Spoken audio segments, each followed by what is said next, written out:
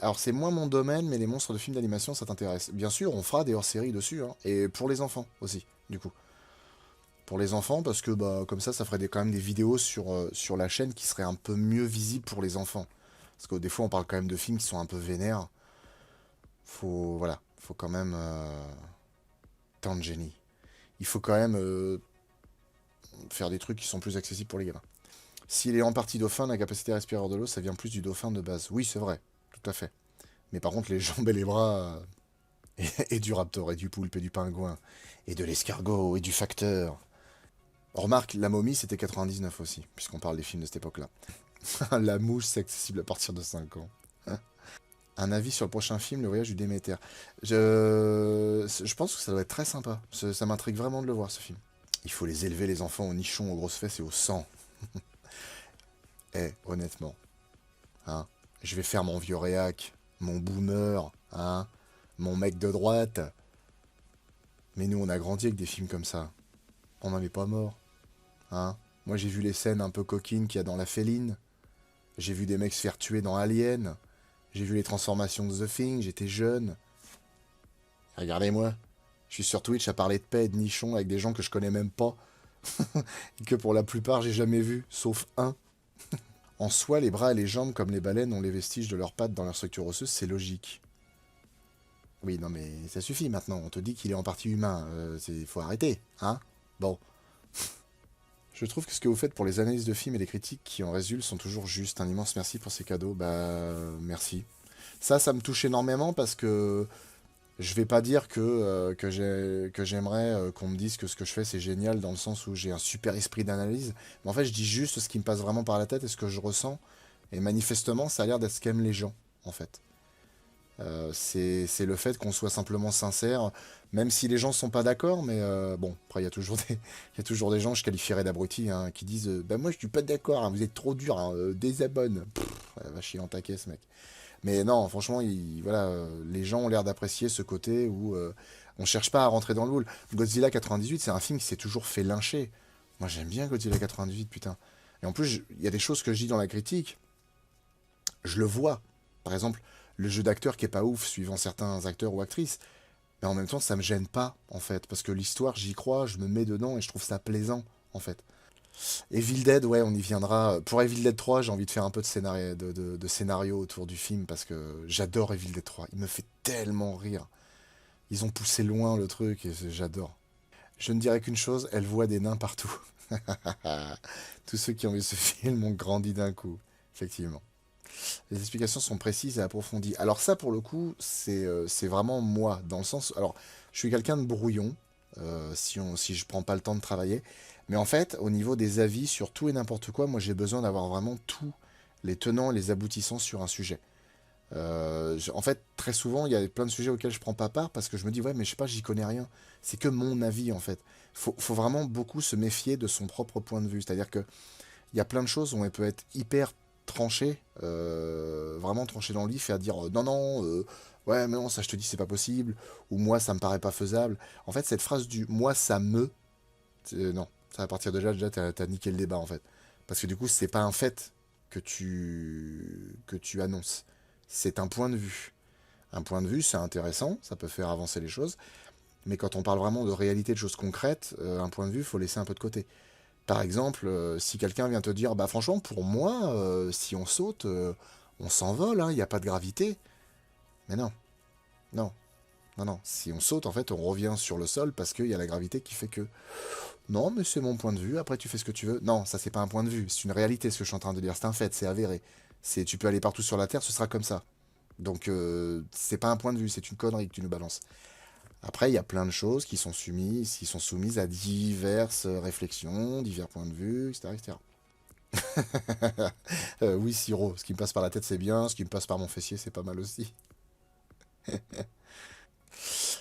Ah, Douce Mort, c'est sympa ça. Mes grands-parents avaient eu l'excellente idée de m'emmener voir les Dents de la Mer la veille de mon baptême de plongée sous-marine. Bonjour l'angoisse.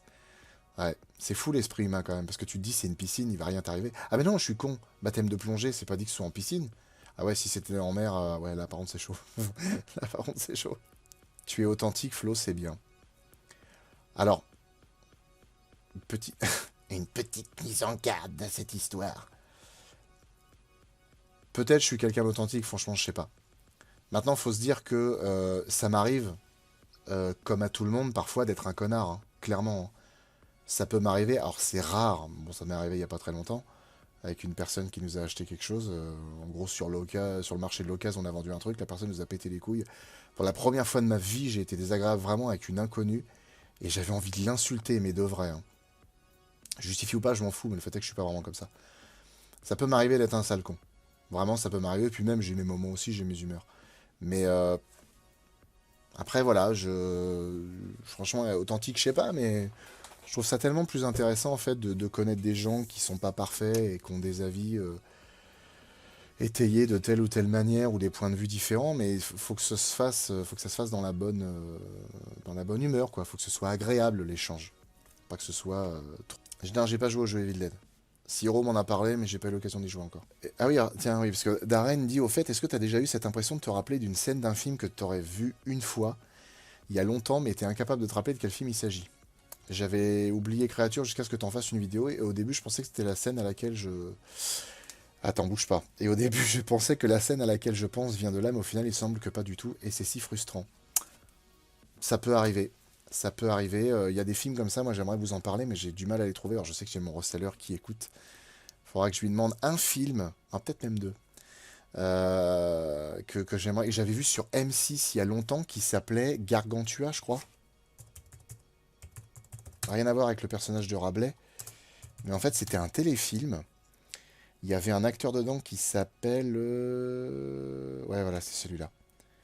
Gargantua. Et en fait, il y avait une bestiole comme ça dedans, qui était à taille humaine.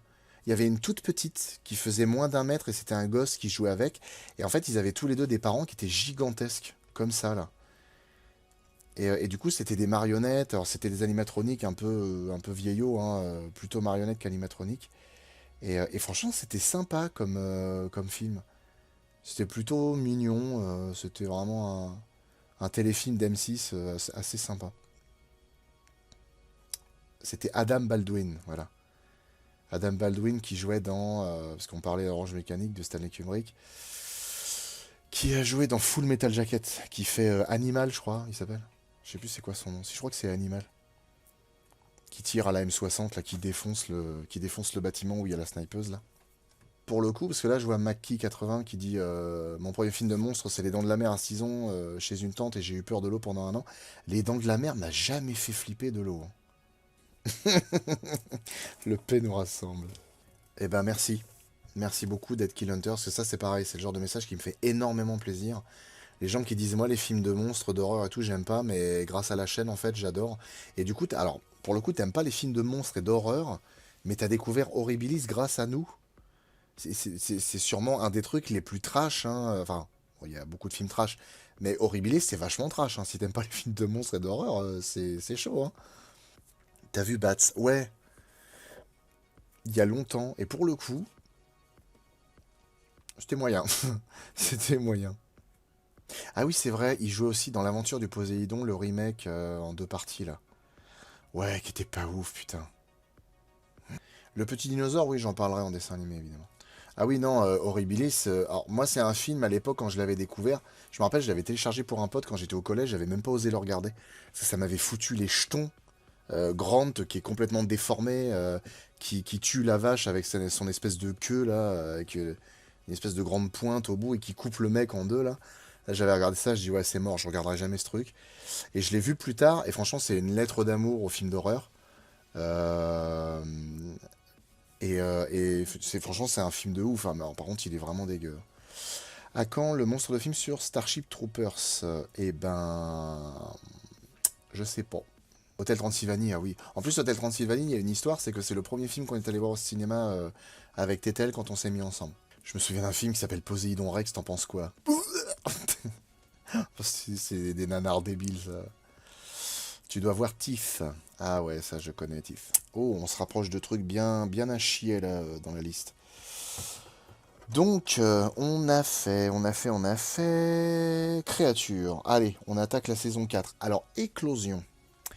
Et bah, Éclosion, c'est un très bon film. Et pour le coup, Éclosion, nanar, je peux pas vraiment dire nanar quand même pour Éclosion. Parce que vraiment, Éclosion, on est plus sur une série B vraiment bien. Ouais, Éclosion a sa truc à lui tout seul parce que vraiment, Éclosion, c'est un cas à part. C'est vraiment un cas à part parce que pour moi, Éclosion, même si je sais pas si je le choisirais comme le meilleur euh, de tous les monstres de l'été qu'on ait fait, Éclosion vraiment est une série B vraiment honnête et qui pareil qui se suffit à elle-même en fait, hein. Honnêtement, le boulot qu'ils ont fait pour le peu qu'ils avaient et pour le film que ça donne, moi je trouve ça vraiment très bien. Ça aurait pu être enfin c'est une très bonne série B et à la rigueur ça aurait pu aussi faire un film sympa au cinéma, mais bon, je pense pas qu'il aurait trouvé un public, hein. Ça aurait pas intéressé le public, je pense, de voir un film comme ça. Dino Crocodile. Dino Crocodile, je vais pas mentir, on passe un bon moment.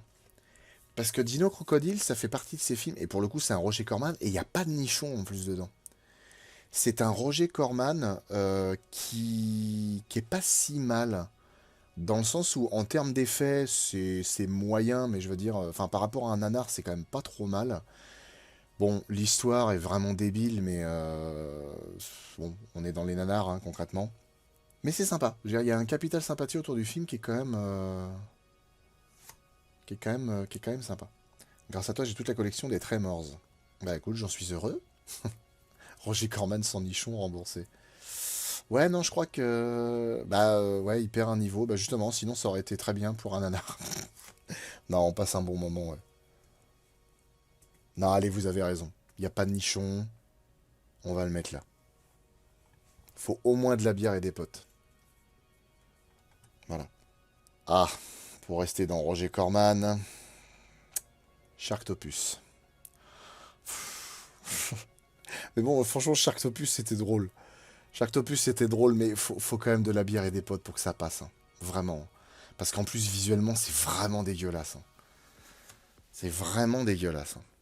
Il n'y a qu'une lettre de différence entre nanar et nana. Ah, c'est vrai. Je vais peut-être ouais, le réduire encore un peu, comme ça vous avez vraiment tout le tableau. C'est plus agréable. J'ai trouvé une piste du pourquoi il y a toujours des lumières avec des couleurs spéciales dans les films nanar. Elles coûtent moins cher que des blanches. Ah, peut-être. Ah oui, non, Sharktopus, il est immonde, mais c'est pour ça. Tiens, oui, allez. T'as raison, ça fait 2 fois que je me fais influencer, faut pas déconner. Mais je suis d'accord, parce que, effectivement, moi, les films, je les ai pas vraiment en tête, hein. On les a vus 2 fois avec Tetel, moi, ça va, je vais pas plus loin. Mais c'est vrai que, ouais, visuellement, il est dégueu, et le jeu d'acteur, c'est vraiment une honte. Donc, un petit pétard pour que ça passe, on est bien. Tu feras un jour Évolution. Oui, j'adore Évolution. Je trouve le concept du film vraiment chouette et c'est dommage qu'il ait pas eu un succès vraiment plus important parce que franchement, ça aurait pu être vraiment très très très sympa d'avoir. Merde, le film de moustique là, comment ça s'appelle? Mosquito aussi, c'est ça, voilà, c'est Mosquito. Ouais, Mosquito, oh la vache. Il y a Mosquito, il y a Skeeter aussi. Ouais, voilà. Skeeter, ouais. Pareil, avec des espèces de gros moustiques géants là. Ouais, ça aussi, c'est formidable. Soit ça, c'est Mosquito, ça, plutôt. Oh putain, ouais, oh, les effets spéciaux de Mosquito. Oh, c'est un délire. On reprend. Ah la vache. Ah ouais, Triassic World. Ah non, Triassic World, c'est le cercueil direct. Ah, Triassic World, c'était nul. Oh là là là là là là, c'était nul. Oh, c'était long, c'est chiant. Oh là là, la purge. Oh là, y a rien qui en sort, hein. Franchement, là, même toutes les drogues du monde. Ah ouais, c'était nul à chier, ça, Triassic World. Tous les abonnés chez toi pour l'apéro et un barbecue, ça te dit. Non, non, non, on peut pas faire ça à la maison, mais. Remarque, ça pourrait être marrant, hein. Moi, j'aimerais dans le futur créer des événements avec monstres de films. Je kifferais ça. Et on fait un JDR géant, ce serait ouf. Ah ouais. Et on fait un JDR où chacun est un monstre de film. Ça. Komodo versus Cobra. Alors, Komodo versus Cobra, de mémoire, il y a quand même Gloriane Gilbert qui nous agite ses énormes double D sous le nez. Après, on les voit pas vraiment, ce qui est un peu dommage. Oh, le film après, il est quand même pas ouf, hein. Franchement. Ah, remarque, mais il y a encore Mélissa Brassel, je crois, dedans. Non, non, non, non, elle est pas dedans. Ouais, une drogue douce quand même pour que ça passe, hein, parce que Komodo versus Cobra, c'est chaud. Je prends le crocodile, le killer crocodile. Je serai The Thing et je prends ton apparence. Ah, Là, The Thing, on est sur un boss, hein. The Thing, on est sur un boss. Ah bah oui, du coup, mon top 5, ce sera des boss. C'est Jenny McCarthy. Ah oui, non, elle était dans Python, elle, mais je me rappelle pas si elle était dans... Elle était dans Komodo versus Cobra? Oui, non, voilà, elle était juste dans Python, elle était pas dans Komodo versus Cobra. Alors, oh vache, Alien versus Hunter. Alien versus Hunter, franchement, de la drogue dure. Ouais, de la drogue vraiment dure. Là, c'est chaud. Franchement, c'est chaud. Là, Alien versus Hunter, c'était vraiment pourrave, hein. Ça puait le caca, mais alors fort, hein.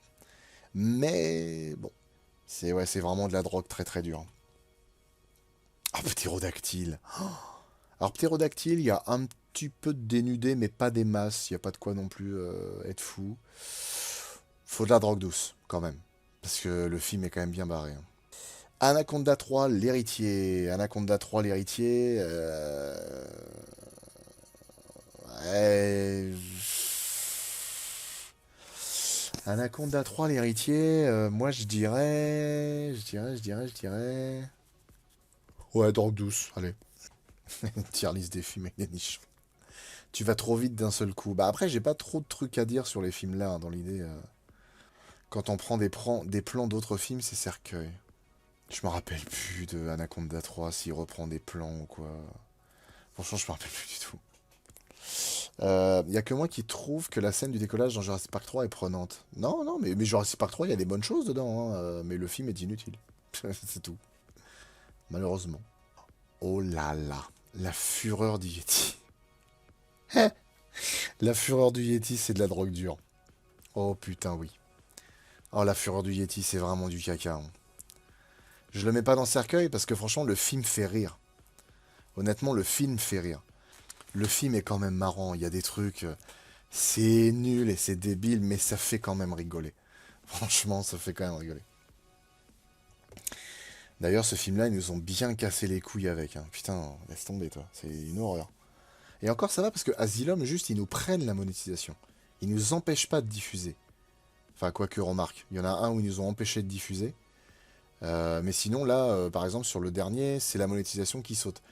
Mais disons que la monétisation, quand elle saute, par exemple, sur les monstres de films, si la monétisation saute pour de la musique, quand on parle de la musique, ou, je sais pas, pour un passage de film qui est vraiment important pour expliquer la mise en scène, la narration ou quoi, honnêtement, là, je fais l'impasse. Je dis, vas-y, fuck, c'est pas grave, tant pis si on n'a pas l'argent, mais c'est important qu'il y ait la musique et qu'il y ait ce passage-là.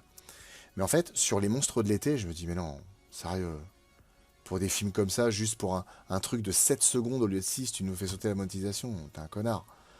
Donc là, franchement, j'ai pas de scrupules, je modifie et du coup, on se tape la monétisation parce que mine de rien, faut quand même qu'on arrive à rentrer un peu de sous parce que avec ce qu'on prépare dans le futur, faut quand même qu'on ait un peu de budget. Je vois Moby Dick 2010 depuis tout à l'heure, j'ai envie de l'annihiler. Comment s'appelle le film où le protagoniste est en fauteuil roulant dans un chalet et en face de lui, il y a que des filles sexy qui sont tuées par le Bigfoot? Ça s'appelle Abominable. Et c'est le huitième, ou non, c'est le neuvième épisode de Monstres de l'été de cette année. Les lives vous êtes-ils pour la rémunération? Oui. Franchement, oui. Alors, autant être honnête, de toute façon, parce qu'en plus, les gens apprécient l'honnêteté, même si, voilà, en France, on a ce délire de pas dire combien on gagne ou pas trop parler d'argent, parce que c'est mal vu. En fait, les live Twitch, vraiment, l'intérêt, c'est surtout le côté joindre l'utile à l'agréable. Je le dis plein de fois. Moi, je suis un gros gamer, j'adore jouer, et en fait, depuis que la chaîne a vraiment pris un grand essor, et qu'en plus maintenant on a la petite, honnêtement, pour faire pendant 1 heure ou deux des jeux vidéo, c'est compliqué. Donc en fait, Twitch, c'est vraiment une excuse. Voilà. À côté de ça, grâce à vous, du fait que vous soyez des amours extrêmement généreux, même s'il y en a des fois qui s'emballent et qui nous donnent un peu de trop, euh, on gagne de l'argent. Sur le premier mois, on a gagné, je crois, une quarantaine d'euros, à peu près. En soi, c'est pas Byzance, mais je veux dire, le fait que tu gagnes de l'argent juste en parlant aux gens, moi, c'est un truc qui me dépasse, en fait. Mais 40 balles, c'est cool. Là, par contre, je crois que pour le deuxième mois, on est sur un truc comme 130 balles, quelque chose dans le genre. Donc, franchement, c'est cool. Franchement, c'est stylé. Et en plus, le pire, pour faire double gain, comme tout le monde n'est pas sur Twitch, il y a plein de gens qui ont dit, oh, franchement, faites une chaîne secondaire et tout. Et bah, la chaîne secondaire nous permettra aussi pour faire des, comment dire, pour faire de la thune, en fait, tout simplement. Parce que bah, on va mettre les lives, en plus on les met en deux vidéos, tu vois le coup, hein, ça fait deux fois plus de vidéos, deux fois plus de vues, deux fois plus de revenus. Mais parce qu'en fait, bon, concrètement, hein, pour être honnête, il y a de fortes chances qu'à partir de l'année prochaine, Tetel soit en mi-temps, payé par notre société. Ça veut dire qu'on va enfin toucher les premiers sous de notre boîte en tant qu'employé. Ce qui est juste énorme. Donc en fait, on a besoin de stabiliser un peu la situation. On a besoin de stabiliser un peu la situation pour être sûr que le fait de la rémunérer, en fait, ne cause pas, en gros, une petite faillite, on va dire, par mois, hein. Concrètement, on gère notre argent, il n'y a pas de problème, hein, mais je veux dire, comme on a des dépenses par rapport à la société, euh, enfin, il faut qu'on ait ce qu'il faut, du coup, pour la payer, sachant que, bah, du coup, un salaire veut dire des charges salariales, des charges patronales, qui, du coup, pour une société sont de 60%, enfin, en tout cas, la nôtre.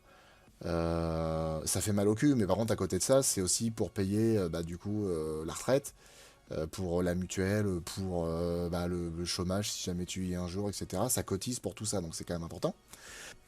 Donc voilà, il faut qu'on arrondisse les angles pour être sûr que ça va pas causer problème, parce que si au final, pour payer Tetel, on fout la société en faillite et qu'on n'a plus d'argent pour faire les vidéos, bah, on aura l'air de con. Donc faut qu'on fasse attention. Le fait que tu gagnes de l'argent en parlant aux gens, c'est pas de ta faute si t'es intéressant. Dis-toi qu'il y a des gens qui vendent leurs sous-vêtements. C'est vrai. Et tout rime en plus, c'est ça qui est bien. Sur Kik, tu toucherais plus sur les subs. Ah ouais, j'ai vu Kik, ouais, effectivement. Ouais, mais alors apparemment Kik, alors j'ai vu ça hein, vite fait sur un article. Apparemment Kik risque d'être interdit en France, je sais pas pourquoi. Je crois, alors si, je crois qu'il y a une histoire de les pubs, il y a des pubs de casino, des trucs comme ça. Bon, apparemment, ça plaît pas trop parce que les pubs sont pas tout à fait bien orientées. Bon, maintenant, Twitch, c'est Amazon, hein. Amazon, quand on sait un peu le scandale qu'il y a autour des conditions de travail pour les gens. Bref, donc t'acceptes ça pour Amazon parce que ça pèse des milliards, mais qui que t'es pas trop d'accord, bon bref. Donc tu vas pouvoir dire que tu vas jouer sur Twitch pour pouvoir la payer. C'est chelou, non? Alors non, non, non, c'est pas le fait d'être sur Twitch, sur Twitch qui fait qu'on va la payer. C'est que ça va nous aider à payer. Parce que concrètement, avec YouTube, on gagne de l'argent. Mais en fait, par le biais de Twitch et par le biais de la chaîne secondaire, ça va aider encore plus, c'est ça, du coup. Rexy ou Blue? Bah Rexy, Blue. Bah Vanello, du coup, tu me dis j'adore ton honnêteté. Ah, après, concrètement, moi, si jamais un jour je suis face à ce genre de questions, ça va dépendre quand même des gens. Parce que moi, vraiment, tu vois, par exemple, il y a beaucoup de gens qui ont tendance à péter des fusils quand ils disent ouais, mais les gens, tu leur demandes combien vous gagnez, ils s'offusquent et tout. Bah ouais, en fait. Parce que monsieur tout le monde, si tu lui demandes combien il gagne, t'as quasiment personne qui va répondre. Alors après, dans l'idée, c'est une vieille façon de penser à la française, hein. Je me rappellerai toujours d'un de mes profs d'histoire qui m'avait dit au Moyen-Âge, les gens ne disaient pas combien ils gagnaient. Parce que sinon, les mecs qui payaient, enfin, pas les mecs qui payaient, mais les mecs qui étaient chargés de collecter les impôts, ils passaient. Les gens, ils faisaient exprès de porter des guenilles et de mettre des vieux trucs dégueulasses dans leur baraque pour faire genre, ah, voyez, on n'a pas beaucoup de sous. Bon, bah, ce sera qu'une pièce d'or. Puis, bah, en soulevant une latte, il y avait 30 pièces d'or en dessous, mais du coup, c'était pour éviter de trop donner, quoi. Donc, je pense que c'est resté un peu, mais bah, après, c'est pareil, quoi. J'ai pas envie non plus de gueuler un salaire sur tous les toits, je vois pas trop l'intérêt, quoi. Blue ou JDG? Bah, JDG. Alors, Agito, je suis complètement d'accord avec toi. Si tu assumes de bien gagner ta vie, tu passes pour un mec qui se la pète. Moi, j'aurais tendance à. Franchement, si dans un futur, un jour, on a la possibilité de gagner vraiment beaucoup d'argent, Rexy ou Bruce, oh putain, c'est dur là. Là, c'est chaud. Je peux pas répondre. Joker. Si jamais un jour on a la chance de vraiment gagner masse de thunes, euh, en fait, je pense que j'aurais tendance à être pris pour quelqu'un qui se la pète par rapport à ça. Mais parce que, en fait, je vais pas mentir, j'aime bien la thune, mais dans le sens où j'ai été élevé avec des parents qui m'ont appris la valeur de l'argent. Et qui m'ont appris que fallait travailler dur pour avoir de la thune. Et puis en fait, bah, la thune, après, ça te permet de faire des choses, de te faire plaisir, mais aussi de faire plaisir aux gens autour de toi. Donc j'aurais tendance à pas spécialement, pas chercher à me vanter, mais à dire ouais, putain, je suis content parce que je gagne tant et tout. Parce que bah moi, par exemple, j'ai bossé à la SNCF pendant 6 ans, je gagnais 1 200 € par mois. 1 200 € par mois, c'est sûr, comparé à des gens qui gagnent que dalle, tu vas dire oh putain, c'est vachement bien, le minimum vieillesse, tu te rends compte, c'est beaucoup moins. Oui, non, mais d'accord. Mais je veux dire, c'est pas parce qu'il y a des culs de jatte que si moi j'ai qu'une jambe, je dois crier hurrah. Clairement, il y a beaucoup mieux, en fait. Donc si jamais demain je gagne 10 000 balles par mois, bah franchement, je vais en être content. Parce qu'en plus, si c'est avec le boulot que je me suis fait chier à donner, à faire, enfin, avec plaisir, mais je veux dire, c'est du temps, c'est de la fatigue, c'est des abnégations, c'est des choses que tu mets un peu de côté. Des fois, c'est ta vie privée que tu mets de côté. J'ai dit il y a encore pas très longtemps à Tétel. Je dis là, ce qui me fait chier, c'est que depuis quelques temps, j'ai l'impression qu'on passe pas beaucoup de temps ensemble. Et c'est vrai. Parce que là, en fait, elle fait le montage des lives. Moi, je fais le montage des MDE. Il y a la petite à côté. Donc, on prend pas trop de temps pour nous, en fait. Mais du jour où tu gagnes vraiment de l'argent avec ce que t'as créé, c'est un kiff. Donc, tu ne peux pas ne pas partager ça avec les autres. À dire, putain, franchement, je suis heureux, quoi. Après, voilà, tu auras des gens qui vont être jaloux, qui vont être pas réceptifs à ça. Mais franchement, non, je pense que je me cacherai pas trop là-dessus, quoi. Rexy ou les boobs à Mélissa Brassel.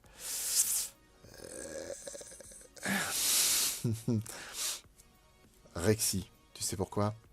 Parce que Rexy, elle est vraie. Le pire, c'est bien gagner sa vie quand t'as pas un vrai métier. Ah oui, alors ça, oui. Alors ça. Ça, j'ai un de mes chefs au boulot qui me l'a dit. En fait, la conversation s'est faite comme ça. Il m'a parlé du coup de notre boulot à la RATP, de ce qu'on faisait, et il m'a dit, mais toi, par exemple, tes vidéos, tu dois faire ça jusqu'à 70 ans? Et en fait, il s'attendait à une réponse non. Et je l'ai regardé droit dans les yeux, j'ai dit, mais oui. En fait, il m'a dit, ah bon? Mais je dis oui.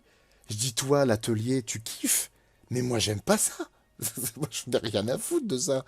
Moi, les vidéos, ça me plaît. Le cinéma, créer, faire des films, ça, c'est un kiff. Je peux faire ça toute ma vie, sans retraite, je m'en fous. Je deviendrai comme Roger Corman, un vieux gâteux qui met des nanas à poil dans ses films. C'est pareil, ça se délire de ouais, c'est pas un vrai métier. Mais va chier, putain. Et pour faire les vidéos, faut écrire, donc scénariste. Il faut réaliser, donc réalisateur. Mais du coup, faut filmer, donc caméraman. Après, faut faire le montage, monteur. Faut gérer aussi le son et la lumière, donc ingé son et ingé lumière.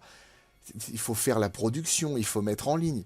Putain, quand tu fais des vidéos sur YouTube, concrètement, t'as 7 ou 8 boulots en fait que tu assures. Donc non, non, non, non, faut pas dire c'est pas des vrais boulots, va chier mec, t'es pas sérieux. Bah après, alors, parce qu'il y a Neeling qui dit la thune c'est la vie, ça permet d'acheter plein de mangas. Je le dis pas comme ça, mais par exemple, j'ai un neveu qui a 21 ans, et à qui j'ai dit un jour, quand il avait, je sais plus, 15 ans, je lui dis en fait, il faut que tu comprennes un truc, c'est pas une belle loi dans notre monde, mais toi qui aimes bien, par exemple, bien te saper, acheter des trucs, partir en voyage, dis-toi que si tu vas pas assez loin dans tes études, alors faut pas aller trop loin, mais si tu vas pas assez loin dans tes études, tu pourras jamais avoir, enfin pas jamais, tu pourras difficilement avoir ces plaisirs-là, si tu restes en région parisienne. En province, c'est peut-être un peu plus simple, mais ça reste dur. Donc en fait, il faut quand même que tu bosses maintenant, parce que ça peut te faire chier de faire des études jusqu'à 22 ans, mais après, t'as toute la vie derrière toi. T'as toute la vie, en fait. Parce que, bah, en fait, si tu t'arrêtes par exemple au bac, moi je me suis arrêté au bac parce que les cours ça me pétait les noix, et ben en fait, c'est. Ça fait chier. Ça fait chier parce que, bah, SNCF. Alors, franchement, je vais pas mentir, hein. J'étais à 1002 à la SNCF, j'en suis parti, j'étais à 1004. Et encore, c'est parce qu'il y avait eu. En fait, j'occupais un poste qui n'était pas du tout fait pour mon grade, qui était le grade du dessus. Et en gros, il y a une loi, enfin une règle à la SNCF qui veut que quand tu occupes un poste qui n'est pas, qui est pour un grade supérieur au tien pendant plus de 6 mois, 6 mois et un jour, tu revendiques le grade et tu l'as. Alors du coup, je l'ai eu. Sauf que j'ai démissionné un mois après. Donc en fait, ça m'a fait marrer parce que les mecs se sont démenés pour moi, et notamment mon chef qui était arrivé en disant ah ouais, franchement, j'ai appuyé ta truc, franchement, tu peux me dire merci quoi. Et du coup, je l'ai regardé en souriant, je dis ouais, non, bah c'est cool. Mais dans ma tête, je me disais, mais connard, t'es sérieux, c'est le règlement qui veut ça, d'où tu m'as appuyé quoi? T'es fou, t'es un grand malade. Ça c'est pareil, méfiez-vous des gens qui s'attribuent des trucs qui sont pas à eux. Mais bref. Et je suis arrivé à la RATP, j'ai gagné 1006. Et franchement, je dis putain, c'est Byzance. Et mais au final, non. 1006, tu te rends compte très vite quand tu dois acheter un pavillon, ou même un appart, tu te rends compte très vite que c'est limité. Donc c'est pour ça que j'ai dit à mon neveu, franchement, boss. Boss, ne va pas faire un bac plus 92 avec 70 ans d'études, et puis quand on sort, t'as pas de boulot, parce que, ah bah non, mais vous êtes trop qualifié, monsieur. Vous avez de l'expérience? Bah non, j'ai fait mes études. Ah, bah désolé, on cherche quelqu'un avec une expérience. Oh bon. Donc, non, faut savoir bien doser. Mais en fait, C'est important quand même.